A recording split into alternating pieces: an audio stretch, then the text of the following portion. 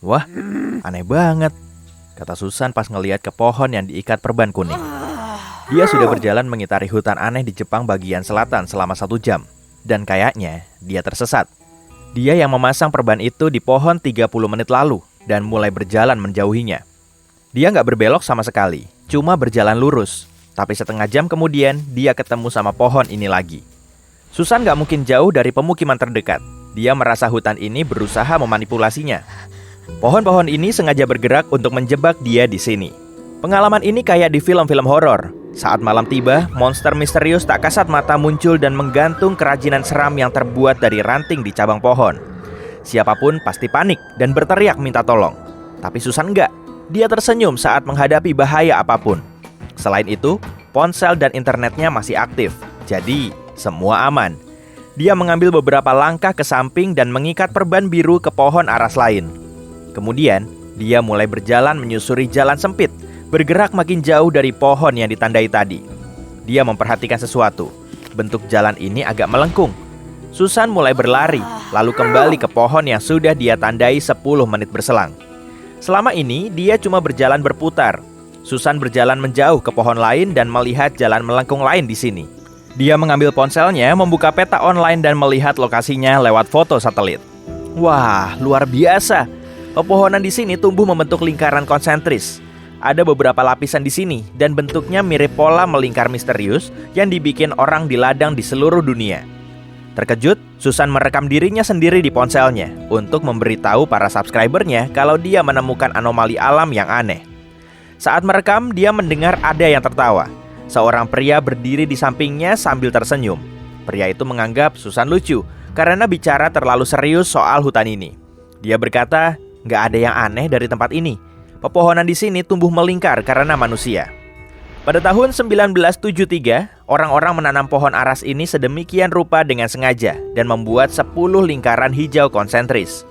Mereka melakukan ini sebagai eksperimen untuk mengetahui bagaimana pohon akan tumbuh dalam kondisi melingkar seperti ini. Mereka menyebutnya hutan eksperimental. Pohon-pohon di sana mulai tumbuh dalam bentuk cembung, menyebar secara simetris. Hal ini membuktikan bahwa ukuran celah antar pohon memengaruhi pertumbuhannya. Awalnya sesuai rencana, pohon-pohon ini harus ditebang, tapi tempat itu kian populer di kalangan turis dan penduduk setempat. Orang-orang suka mengambil foto yang indah dengan drone dan berjalan di sepanjang jalan labirin melingkar ini. Susan agak kesal. Dia memberitahu subscribernya gak ada yang misterius di sini. Pria yang memberitahunya soal lingkaran ini menawarkannya untuk berkunjung ke hutan Bangkok yang misterius di Polandia. Di sana, baru Susan bisa melihat fenomena aneh. Tapi sebelum pergi ke sana, Susan memutuskan untuk mengunjungi tempat menarik lainnya di Jepang. Dia tiba di desa nelayan, Aoshima. Penduduk lokal pertama yang ditemui Susan di sini adalah kucing. Ada lebih banyak kucing daripada manusia. Kucing ada di mana-mana. Mereka tinggal di sini karena banyaknya ikan. Dahulu, tempat ini dipenuhi tikus yang merusak perahu nelayan. Orang-orang membawa kucing ke sini untuk membasmi tikus. Saat semua tikus sudah menghilang, kucing-kucing itu tetap di sini. Sejak itu, orang-orang menganggap mereka sebagai warga desa itu. Video bareng kucing dapat like paling banyak di channel Susan. Tapi sekarang, seperti yang dia janjikan, sudah waktunya dia ke Polandia. Hutan ini kelihatan aneh karena pepohonannya melengkung. Bagian bawah batangnya bengkok, jadi mirip kayak perut. Anehnya, semua pohon ini melengkung ke arah utara. Susan mengelilingi seluruh hutan dan menghitung, ada sekitar 400 pohon. Kayaknya sih, manusia yang mengubah bentuk pohon ini. Tapi untuk saat ini, masih belum ada bukti tentang itu. Diyakini, pohon-pohon ini ditanam pada tahun 1930-an dan orang-orang merusaknya selama masa pertumbuhan saat usianya masih dini. Entah apa penyebabnya. Ada desa kecil di dekat hutan ini.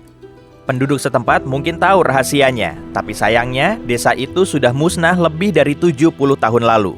Kunci misteri hutan ini menghilang bersamanya. Tentu para ilmuwan punya hipotesis, tapi semuanya langsung disangkal. Mungkin bentuk melengkung ini disebabkan oleh anomali genetik. Ada pohon dengan batang serupa di hutan lain di bumi, tapi di sini lekukannya kelihatan terlalu sempurna dan rapi. Seolah-olah ini adalah karya seniman. Ini menunjukkan bahwa ada sesuatu dari lingkungan ini yang memengaruhinya. Kamu bisa menemukan pohon serupa di seluruh dunia, tapi kebanyakan cuma sebatang dan gak tumbuh dalam kelompok besar kayak gini. Mungkin salju turun di pucuknya setiap musim dingin, sehingga batangnya menekuk karena beban yang berat. Tapi kenapa cuma bagian bawahnya yang berubah? Dan kenapa pohon lain di sana kelihatan normal-normal aja? Selain itu, belum ada penjelasan kenapa pohon-pohon ini menghadap ke utara. Apa ada tujuannya? Teori yang paling masuk akal mengatakan bahwa petani lokal mengubah bentuk pohon ini untuk membuat furniture dan detail untuk pembuatan kapal. Sebagai contoh, membuat keranjang dari pohon seperti ini jauh lebih cepat dan mudah. Oh iya, memanipulasi pertumbuhan pohon adalah praktik umum di antara sebagian suku kuno di Amerika. Mereka mengubah bentuk batang untuk navigasi dan komunikasi di hutan. Menarik ya? Tapi sekarang, Susan mau lihat sesuatu yang seram. Salah satu subscriber Susan menyarankannya untuk pergi ke satu hutan yang menyeramkan. Tempat ini terletak di sebuah pulau 27 km ke selatan dari pusat Mexico City. Susan tiba di sini dengan perahu kecil. Begitu menginjakan kaki ke tanah, dia menyalakan siaran langsung di ponselnya. Dia merekam boneka yang tergantung di pepohonan di seluruh pulau ini. Semuanya punya pakaian, ukuran, dan wajah yang berbeda-beda. Ada sekitar puluhan mainan seram di setiap pohon. Hujan dan panas matahari pun merusak wajah mainan ini.